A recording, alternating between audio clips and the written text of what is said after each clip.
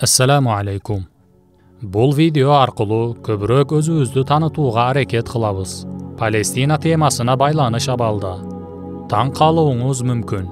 Палестина темасы біздің қырғызчылығыбыз менен қандай байланышы бар деп. Оқымыштуудай байланышы бар. Аны бұл видео арқылы біліп аласыздар.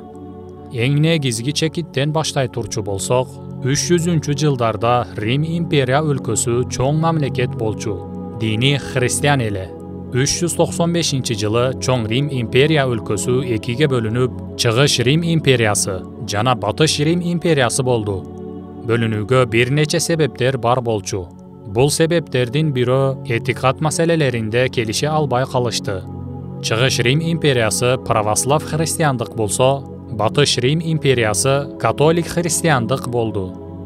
Пайгамбарыбыз саллаллаху алейхи ва салламдын башчылыгындагы мусулмандар Абу Бакр разияллаху анху, Умар разияллаху анху башчылыгындагы мусулмандар Рим империясына каршы согушуп, чоң жерлерди ээлешет.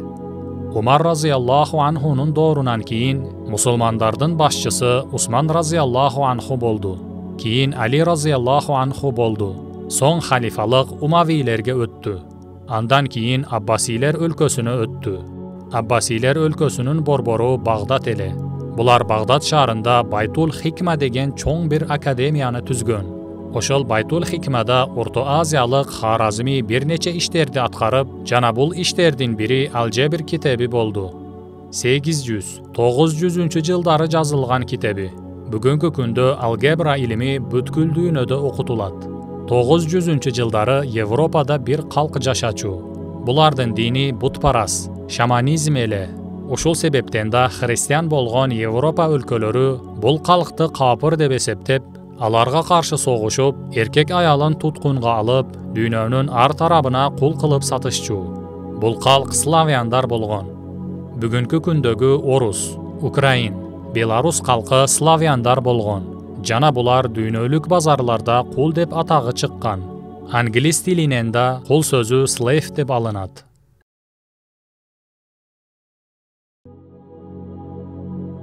Славян калкы Киев князьдыгын түзүп, алардын дини көп кудайлык жана шаманизмде болгон.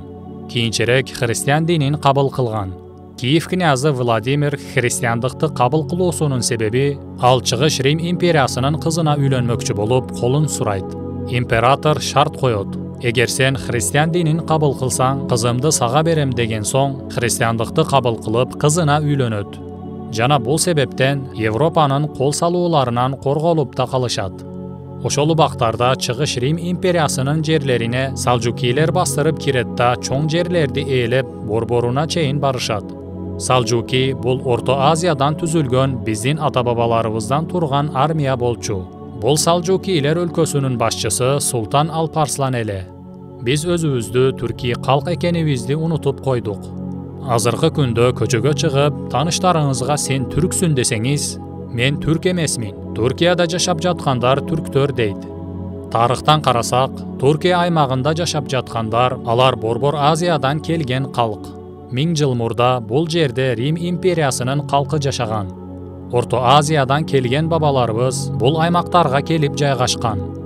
1077 жылы Куддуста, Палестина жерлери да Салжукилердин башкаруусуна өтөт. Башкача айтканда, биздин ата-бабаларыбыз башкарган. Рим папасы биздин бабаларыбызга каршы бүткүл Европа христиан калкын салыпчылар, крестүүлөр жүрүшүнө чакырат. 1095 жылдан баштап исламофобик сөздөрдү колдонуп, динибизге каршы сөздөрдү колдонуп башташкан. Рим папасы Урбан тарабынан кимде-ким бул согушка катышчу болсо, күнөөлөрү кечирилип бейишке кирет. Ким согуштан качса, динден чыгат деген сөздөрдү айткан.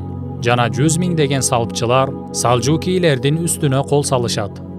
Бул кол салган салыпчылардын курамында бүгүнкү Британия, Франция, Германиянын калкы бар эле. Бул кол салуунун натыйжасында 1099 жылы Куддус шаарын, Палестина жерлерин салыпчылар ээлеп алышат. Бул жерлер ээленген убакта Салжукилердин колунда эмес эле. Fatimiyler өлkösүнүн колунда болчу. Булар шия болуп, борбору Мисирде болчу. Булар Салжукилердин артынан бычак урган абалда салыпчылар Палестина жерлерин ээлеп алышат. 1187-жылы салыпчылардын колунан Палестина жерлерин Салахеддин Айюби куткарып алат. Салахеддин Айюбидин атасы түрк, апасы болсо курт болгон. Агасынын аты Туран Шах болгон. Булар Салжукилердин урпактарынан болуп, бул жерлерди фатх кылат. 1453-жылы Түркий коом Чыгыш Рим империясын бүтүндөй кулаткан. Эми бул абалды Европа өлкөлөрүнүн көзү менен караганда, тарыхый Рим империясын кулаткан биздин бабаларыбыз болот. Жана европалыктар бир бурчка капталып калганы үчүн Американы жана жаңы жерлерди басып барууга мажбур кылганда биздин бабаларыбыз туркийлер болот. Англия, Франция, Германия биригип, биздин бабаларыбыз Салжукилерге кол салганда диний согуш деп атаган болсо, ошондой эле Россияда Орто Азияга болгон кол салуусун диний согуш деп атаган.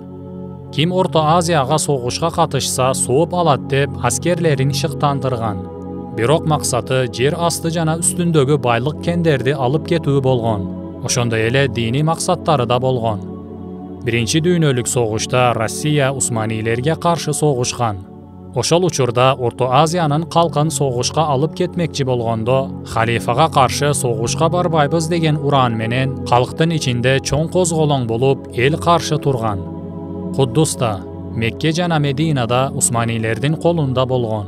1900-жылдын баштарына чейин. 1500-жылдарды карай турчу болсок, Усманилер өлкөсү Африка, Азия жана Европанын чоң бөлүктөрүн башкарган. Индияны Бабурилер, Түркий бабаларыбыз башкарган. Кытайды эртеден кечке сөгүү, жамандоо мүмкүн. Британияны да, Россияны да жамандашыбыз мүмкүн. Бирок өзүбүздүн айыбыбызды кароого даярсызбы?